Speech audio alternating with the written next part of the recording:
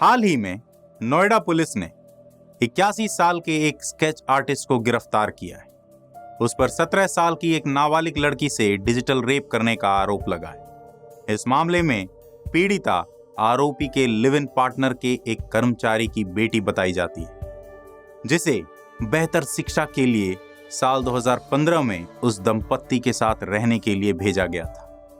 आरोपी करीब 20 साल से लड़की के पिता का दोस्त है और पुलिस के मुताबिक पहले तो लड़की डर के मारे खामोश रही, लेकिन बाद में इसने साहस जुटाकर आरोपी की हरकतों को रिकॉर्ड करना शुरू किया। उसके पास जब काफी सबूत इकट्ठा हो गए तो उसने इस मामले की शिकायत की और शिकायत के आधार पर पुलिस ने भारतीय दंड संहिता यानी कि आईपीसी की धारा 376 यानी कि रेप, 323 स्वेच्छा से चोट पहुंचाना, 506 आपराधिक धमकी और पॉस्को एक्ट की धारा 5 और 6 के तहत मामला दर्ज किया है।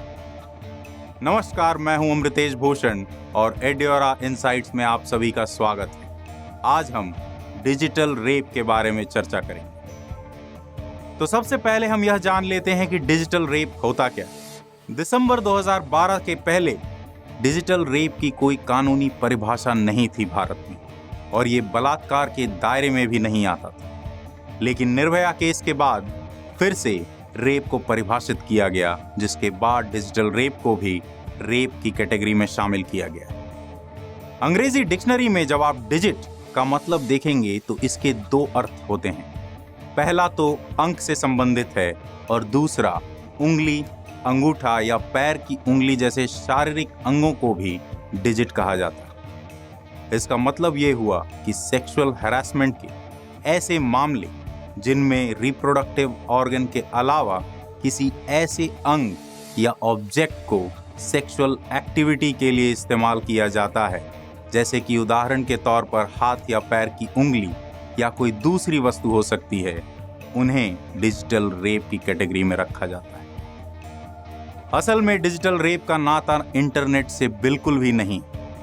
रेप और डिजिटल रेप में सीधा फर्क है रिप्रोडक्टिव ऑर्गन के इस्तेमाल का। वैसे तो डिजिटल रेप का कोई भी लड़की या महिला शिकार हो सकती है, लेकिन इसका सबसे ज्यादा खतरा नाबालिग और अबोध पर रहता है। ऐसा इसलिए है क्योंकि नाबालिग या छोटे बच्चों को इस तरह की हरकत को समझ पाना आसान नहीं, क्योंकि कई बार बच्ची यह नहीं समझ पाती कि उसके साथ क्या हो रहा है।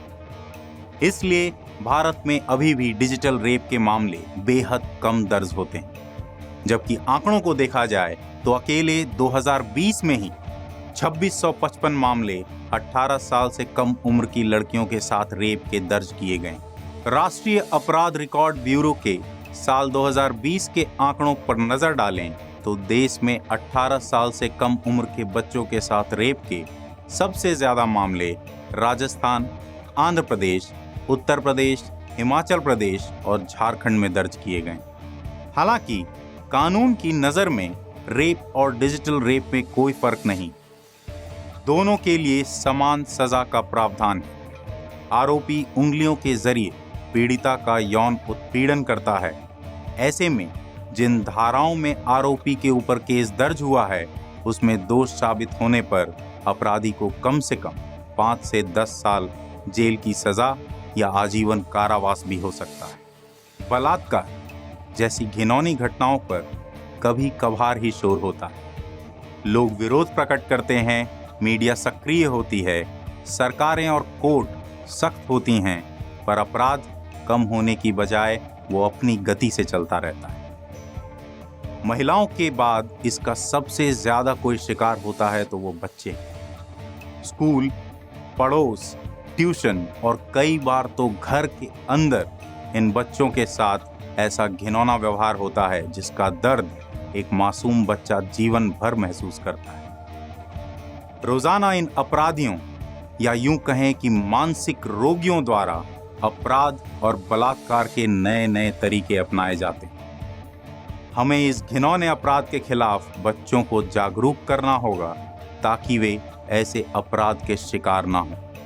लेकिन उससे भी ज़्यादा महत्वपूर्ण यह है कि हमें यह सोचना चाहिए कि समाज को दिशा देने में हम कहाँ चूक रहे हैं, जो ऐसे मानसिक रोगी हमारे समाज में पनप पा रहे हैं।